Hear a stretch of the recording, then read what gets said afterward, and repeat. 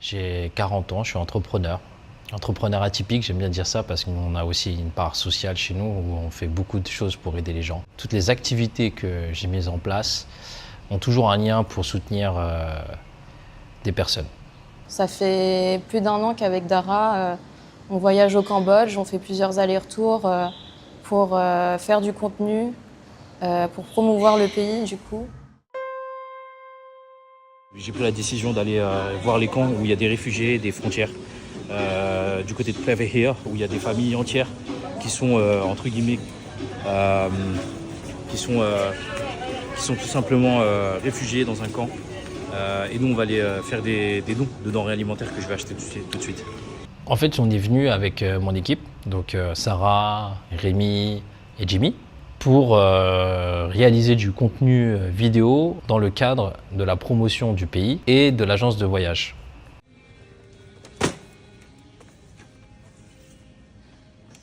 On était en train de faire un contenu sur le Khon Khmer. Ils étaient en pleine immersion dans un club de Khon Khmer local ici cambodgien. Et je reçois plein de messages de mon ami Alexiou, et il me dit Dara, t'as vu ce qui se passe et tout, ça pète, ça y est, ça a pété et tout, ça y est. Je découvre que les familles vivant au bord des frontières s'en vont dans des camps. Je me dis waouh, là on parle de milliers de personnes qui vont se retrouver hors de chez eux et dans des conditions certainement difficiles. Il nous disait oui, j'ai besoin de voir ce qui se passe. Je peux pas continuer à travailler, à vivre ma vie, faire du contenu, être dans des belles suites, etc. Tandis que il se passe des choses graves au niveau de la frontière. Étant donné qu'on a une visibilité sur les réseaux sociaux, que les gens nous connaissent pour ce qu'on fait, avec ce qu'on a aujourd'hui, si on diffuse l'information et qu'on lance une cagnotte, les gens vont soutenir.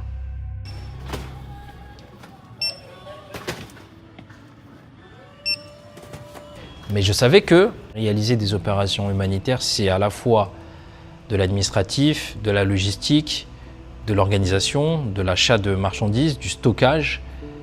Il faut faire la distribution après, il faut faire les comptes après aussi, et il faut faire la communication en plus. Et de ce fait, je me suis dit, si on s'embarque dedans, c'est des jours et des semaines de travail, parce que moi, je ne pourrais pas à la fois faire le travail de contenu vidéo qu'on fait pour l'agence de voyage, et en plus, on doit organiser un festival en septembre. Mon équipe, de manière très rationnelle, me dit, Dara, on peut pas.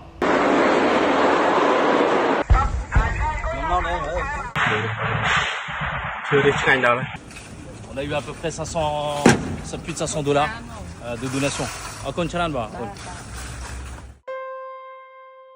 Le lendemain matin, on devait aller à Battambang. On met un peu plus de temps que prévu, on devait partir très très tôt. Mais je voyais Dara et Rémi, ils étaient très préoccupés. On s'arrête à la station de service, à la station d'essence. Je devais faire la vidange de la voiture.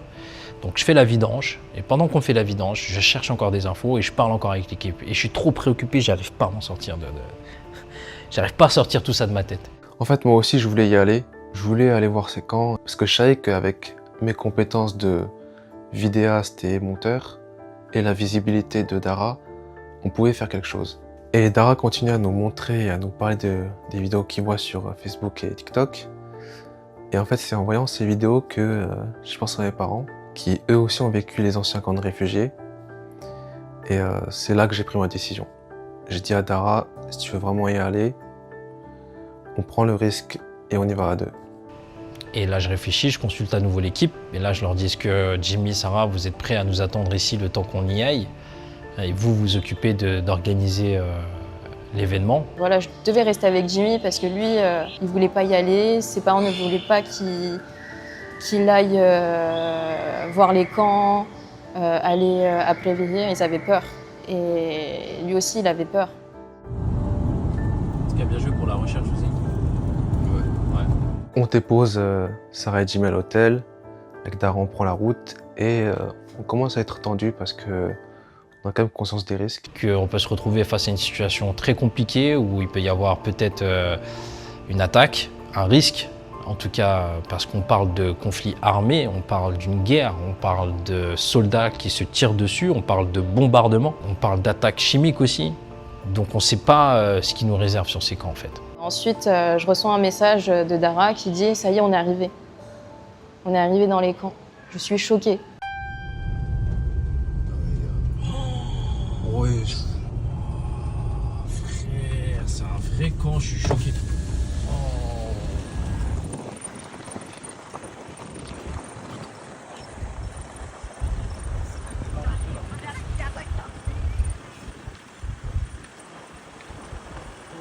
Et là, on arrive au camp et c'est le choc. C'est le choc parce qu'en fait, on s'attendait à rien. On s'attendait à rien parce que déjà, on n'était même pas sûr de la bonne localisation. Ça se trouve, c'était pas le bon endroit. Ça se trouve, les déplacés avaient changé de camp. Et surtout, on ne savait pas trop à quoi s'attendre. On n'avait jamais vu un camp de réfugiés de notre vie. Regarde, ils vont monter leur toiture là, regarde. Ça, c'est leur maison, avec leur maison. Sur la charrette, ils vont monter des toitures. Regarde, tout ça, réfugiés. Ils se sont réfugiés ici, les amis. On a trouvé la pagode dans laquelle ils se sont réfugiés à la 2h de Siem Reap. Elle est, ça s'appelle Watbo Prampuan. On se retrouve avec des centaines, même des milliers de familles réunies dans un camp qui fait un peu plus de 120 hectares, sur lesquels tu trouves des campements de fortune, quoi. C'est vraiment une bâche, des bouts de bâton, une bâche par terre éventuellement. Ils dorment à même le sol. Il y en a, ils n'ont même pas de casserole, ils n'ont rien pour cuisiner, ils ont rien pris en fait avec eux parce qu'ils étaient tellement dans la panique. Quand tu entends les tirs et les bombardements, je pense que tu prends vraiment le strict minimum et tu t'en vas en fait. Il y a des familles, il faut savoir, avant d'arriver au camp, ils ont quand même mis 2 jours et 1 nuit pour la plupart.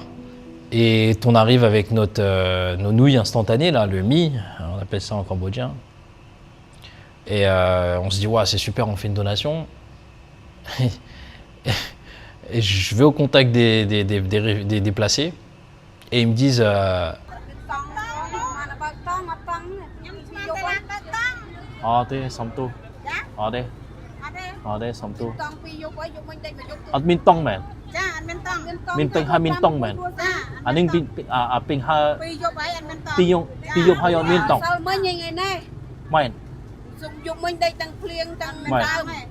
Okay.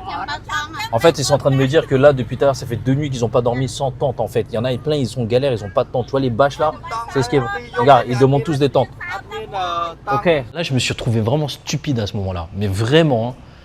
Je me dis, ok, je viens de dépenser dans des nouilles instantanées, alors que tout le monde a besoin juste d'un abri pour s'abriter de la pluie et du soleil, de la chaleur, et dormir en fait, se reposer simplement.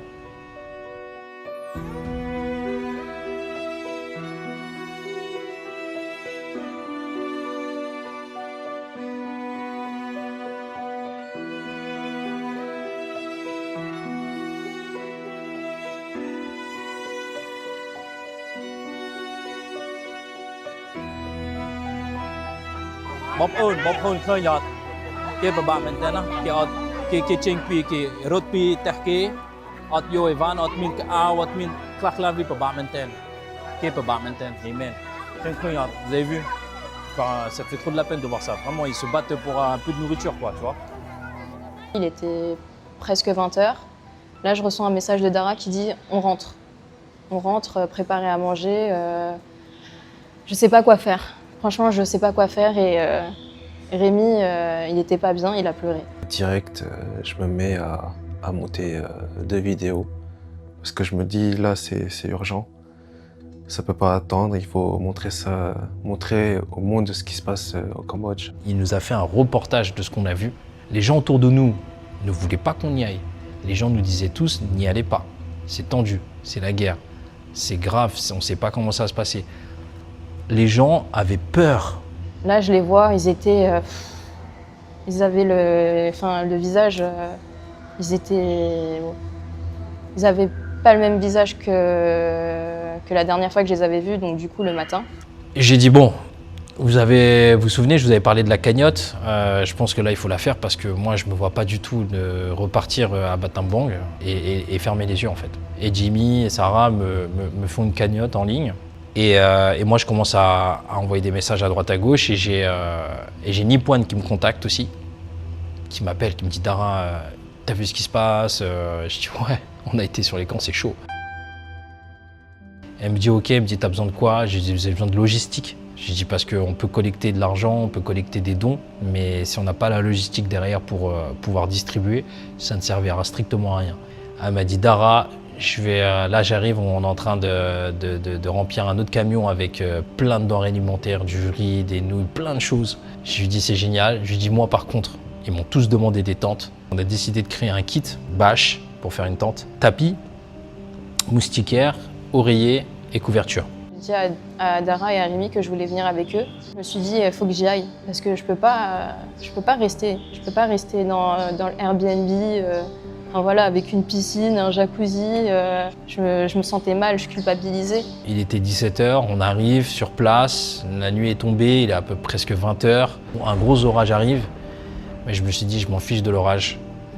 Justement, là, ils vont être sous l'eau, donc il faut impérativement qu'on y retourne et qu'on aille les aider. L'équipe Apsara était avec moi, je leur demande si ça va, tout va bien, ils me disent ça va très bien, on est content d'être là avec toi. Ils étaient vraiment heureux parce que, en fait, pour eux, c'était important aussi d'aider. Là, on rentre dans une pagode, je vois plein de familles allongées par terre, et là, je me suis dit, waouh, c'est pas comme dans les vidéos en fait, c'est pas comme dans les images que j'ai vues, là, c'est la réalité. Et j'avais vraiment des frissons. Tu vois toutes ces personnes-là qui ont plus rien du jour au lendemain et ouais, j'étais pas bien. Là, on va distribuer en fait tout ce qui est tente, etc. quoi. Ils arrivent tous, mais ils sont tous arrivés, je sais pas, en une seconde, ils sont tous arrivés au camion. Et là, je sens une main qui m'attrape la cheville et qui me dit « Kmoe, Kmoe, ça me tend. » Et j'entendais une autre personne qui me disait je veux une couverture, j'ai froid, j'ai 5 enfants, j'ai un bébé. Rémi, il est où Rémi? Rémi, t'es où Rémi?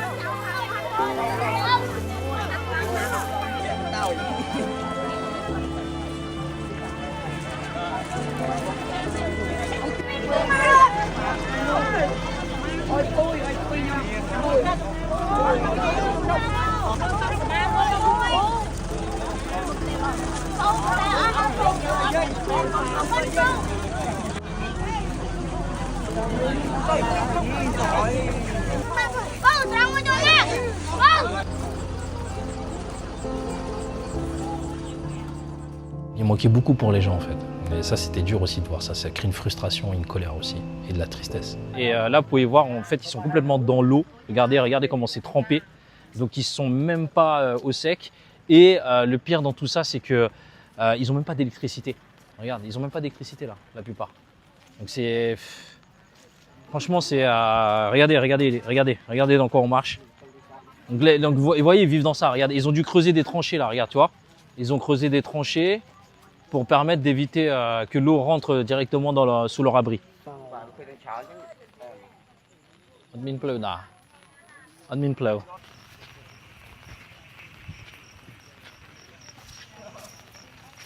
À la fin, bah voilà, on est rentré, on a repris la voiture et c'était calme en fait. Sur le retour, c'était calme. On était là, on était épuisés. Il était 22h si je dis pas de bêtises. À ce moment-là, je me suis dit mais faut qu'on fasse quelque chose. Et pour le 3e jour, il y a un ami de Dara qui vient nous aider, Alexiou, qui est une célébrité au Cambodge. Ensemble, ils achètent des couvertures, des tentes et des tapis. Et la famille de Sarah, elle fait venir plein de tentes de Phnom Penh. On fait le tour un peu avec Alex et son équipe. Et là, je vois des enfants arriver qui font des câlins à Alex. Je me retourne et je vois plein d'enfants qui me regardent, enfin, je sais pas, avec des petites étoiles, quoi. Je les regarde et il y a une fille qui vient avec son portable qui me dit « Est-ce que je peux prendre une photo avec toi ?» Et là, je me suis dit « Mais je suis pas une star, moi. Je suis pas une star du tout, mais j'étais touchée. » Et surtout, moi, je suis très sensible aux enfants, j'adore. Après, il y a d'autres petites qui viennent me voir pour me enfin, pour me demander des photos. Après, t'en as une qui commence à me faire un câlin. Après, c'était une autre. Ensuite, c'était plus de 10 enfants qui me faisaient des câlins. Je pense qu'on devait être 30 ou 40, je sais plus. C'est comme ça que j'ai commencé un peu à me lier aux enfants du camp de Plevilier. Ça y est, l'aide humanitaire est arrivée. Donc là, vous avez 200 tentes qui viennent de Phnom Penh. Ici, vous avez plein d'autres produits qu'on a récupérés à Siem Reap. Donc des couvertures, des tapis, des coussins, de l'eau aussi. Et vous pouvez pouvoir, là, on va faire une photo avec les officiels. Et ensuite, on va pouvoir distribuer. Et une nouvelle fois, la pluie elle tombe. Regardez dans les conditions dans lesquelles ils sont aujourd'hui. Regardez tout l'eau qui rentre dans la cabane. C'est incroyable. C'est les pauvres. C'est ça leur maison. Ils vont dormir là ce soir et regarde comment ils vont faire. C'est pour ça qu'il manque trop de choses en fait, tu vois, d'infrastructures, etc. Et là, pour se baigner, pour se laver, voilà. Oh, regarde l'eau comme elle fuit chez les gens. Regarde, viens voir. Regarde, mais c'est haut, regarde.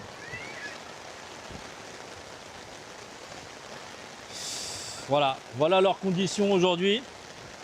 Très difficile, l'eau elle arrive partout. Là, ils ont de la chance, ils ont réussi à construire un petit truc là comme ça, qui est avec un peu de hauteur. Donc on commence quand même la distribution. Au départ, tout allait bien, les gens faisaient la queue. Je suis descendue du camion, les enfants sont venus me voir parce qu'ils ne voulaient pas que je sois toute seule. Je suis restée avec 2 personnes, 2 petites. Une petite qui s'appelle Prala et une autre Sakpir. Je leur posais des questions, je voulais savoir comment elles vivaient et j'ai pu un peu échanger avec elles. Et en fait, avec toute la pluie, tout le monde, les gens commençaient à se pousser.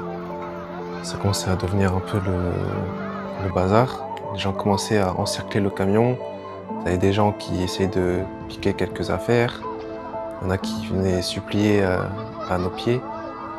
Et entre-temps, je voyais les camions, je voyais le camion et la voiture partir parce qu'ils n'arrivaient pas à distribuer. À chaque fois, on devait déplacer le camion pour faire plus de place. Mais en fait, avec toute la pluie, il commençait à faire nuit, donc on voyait vraiment plus rien. Mais on arrive quand même à terminer la distribution.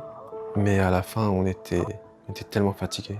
J'ai pu prendre des Facebook de pas mal d'adolescentes. Je recevais toujours les mêmes messages. Ming ou Tché, grande sœur, est-ce que tu as mangé? Est-ce que tu es bien rentrée?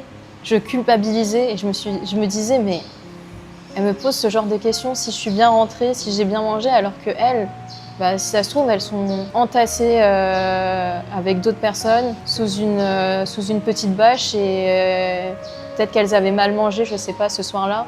Et donc du coup, je me suis dit, j'ai une mission et cette mission, c'est d'échanger avec ces enfants et de les aider. Jimmy ne pouvait pas vraiment venir avec nous, il était un peu bloqué. Et je le rassurais toujours, je lui disais ouais, t'inquiète pas, on va reprendre l'activité comme prévu dans quelques jours. Si vraiment on peut pas rentrer ou je reste bloqué ici parce que j'aide les gens encore, je te rapatrie à Phnom Penh. C'est qu'au final, il s'est passé qu'on l'a rapatrié à Phnom Penh et nous on est restés ici. On a vraiment eu beaucoup de chance puisque en fait Mads, ils nous ont dit on peut vous soutenir, comment on peut vous aider aussi. Et je leur ai dit il me faut un bureau, il me faut un hébergement et il me faut un espace de stockage. Je reçois un message même pas quelques heures après. On vous met à Templation Residence, vous avez un appartement qui sera office aussi de bureau et un espace de stockage. Et je suis très reconnaissant envers ces personnes aujourd'hui parce que sans eux, j'aurais pas pu faire tout ce qu'on a fait. On n'aurait pas pu apporter toute cette aide, tout cet amour aux gens qu'on a rencontrés dans les camps.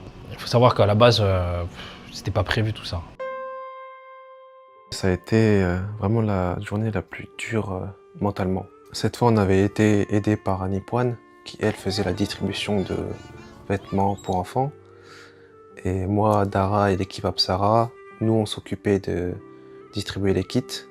Et pour éviter les mêmes cas qu'avant, on avait été aidé par un chef de village qui organisait la distribution. Mais même avec cette aide, ça reste tellement dur physiquement et mentalement. En fait, moi, ça m'a pris toute mon énergie parce que c'est pas, tu vois, c'est l'émotion, c'est en même temps la chaleur, c'est voir tous ces gens vraiment avec dans le besoin, c'est pas facile. Et là, j'ai plus de force, ça y est.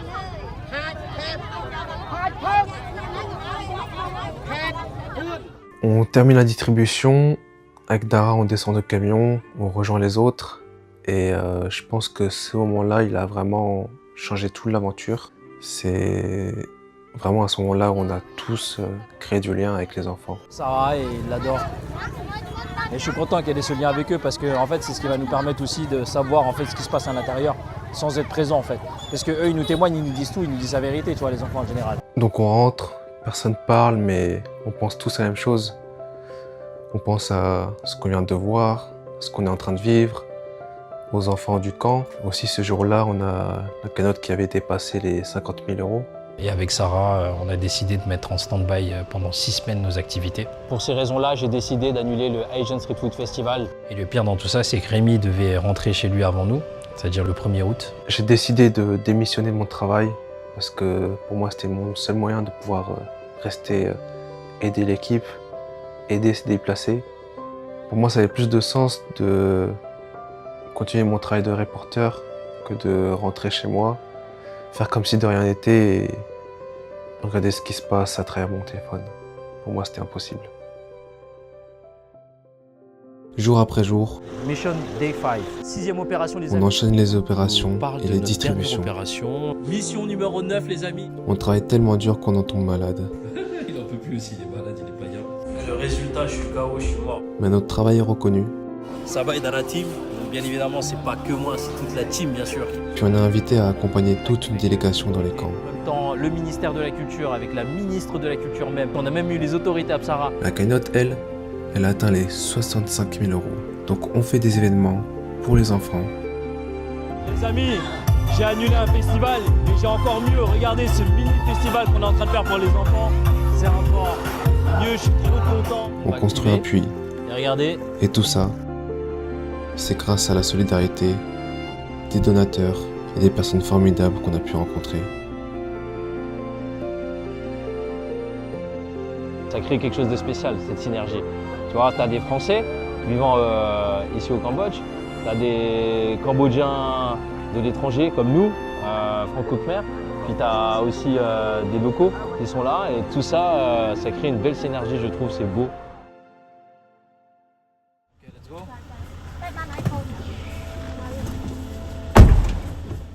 Je voulais pas penser à notre départ en France. Je savais que ça allait être difficile.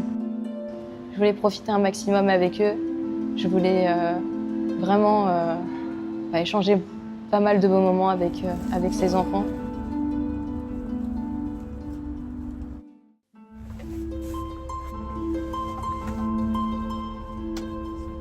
Moi, je les remercie pour ce qu'ils m'ont fait vivre. À travers l'échange qu'on a eu avec ces enfants, à travers le contact, à travers les voir quotidiennement, les voir évoluer, voir leurs besoins, mais surtout leur personnalité, ça m'a bouleversé en fait. Parce qu'ils n'avaient rien, ils étaient quand même heureux. Parce que quand ils pleurent 1 minute, et juste après ils vont rire, ils vont sourire, faire comme si de rien n'était. Ils vont avoir le courage en fait de se relever. Malgré qu'ils n'ont qu'une envie, c'est rentrer chez eux, se dire que le pays est en paix.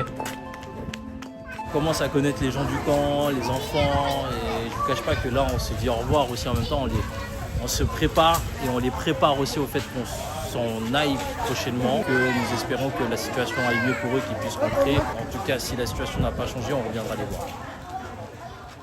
Le moment qui m'a le plus marqué et choqué dans tout ce que j'ai vécu là, le 25 juillet, je rentre des camps, je ne sais pas quoi faire. Parce que je dois choisir entre mon activité, mon travail, mon business, ou aller aider des gens.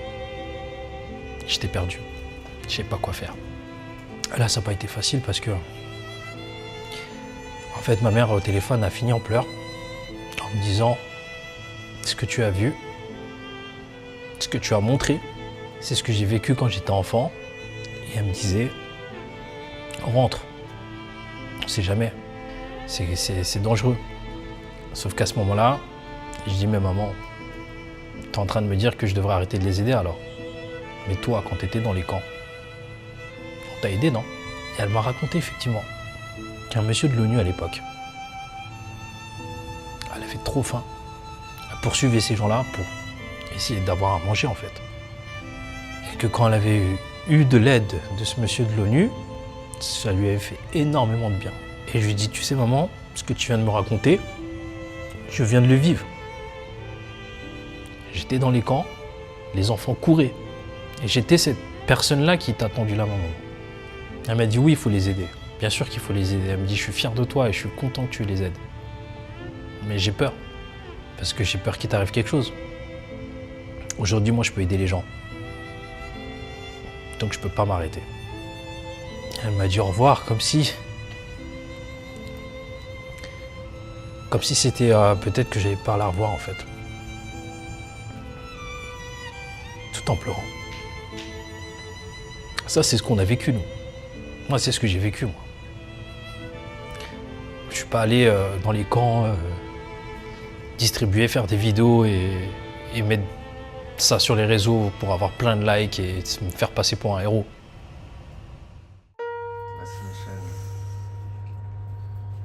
How you I feel? have my glasses just for hide my tears. She cried all night. Yeah, No. all night I Yeah. cried. Yeah, it was very hard. C'était dur parce que on était habitués à les voir tous les 2 jours. On s'était attaché à eux et eux aussi. Et moi, même si on parlait pas la même langue, on arrivait à rigoler ensemble, on jouait ensemble. Et voilà, se dire qu'on part et qu'on puisse pas savoir qu'est-ce qui peut leur arriver. On ne sait pas s'ils vont encore rester dans les camps, s'ils vont rentrer chez eux. Je pense fortement que grâce à nos vidéos, beaucoup de gens après sont venus. Et je suis content. C'était l'objectif aussi. Que les gens se réveillent et que les gens apportent aussi leur aide. Donc après, il y a eu un effet boule de neige et énormément de gens. Le travail de Rémi a été très pertinent à ce moment-là. Donc merci à lui en tout cas d'avoir eu l'audace et le courage de m'accompagner dans les camps. Ainsi bien évidemment qu'à Sarah qui m'épaule toujours et Sochet qui nous a rejoints et sans oublier nos mécènes, Florian, Nipoan, sans oublier le ministère de la Culture et des Beaux-Arts et son excellence Hang Po, toute l'équipe de Mats, Templation, toute l'équipe d'Audrey elle-même. Voilà, toutes ces personnes qui nous ont accompagnés, aidés, soutenus, apporté aussi des choses avec nous.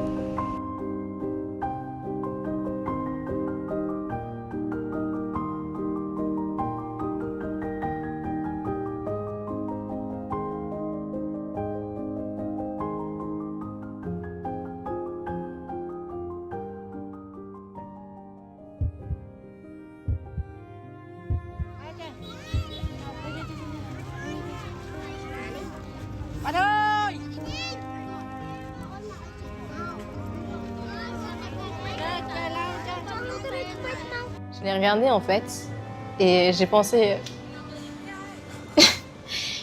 à mon premier jour avec elle et j'ai vu elle avait les yeux qui mon Dieu.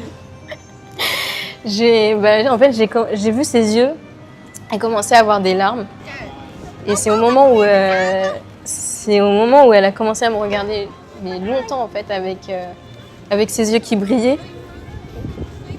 C'est à ce moment-là que j'ai commencé à craquer et je me suis dit, mais qu'est-ce qu'ils sont mignons en fait. Qu'est-ce qu'ils sont mignons et qu'est-ce qu'ils sont forts surtout. Donc certainement, je vais continuer encore. Et puis tout ce qui est business, tout ça, on verra. C'est pas grave. L'argent, on sait le faire, c'est pas grave. Je le trouverai. Maintenant, il va falloir convaincre les gens de donner et de partager surtout. C'est important. De ne pas être égoïste et de penser aussi aux autres qui ont besoin parce que le pays a besoin de se développer aujourd'hui, c'est très important. Et il a besoin aussi qu'on accompagne certains sur ce chemin.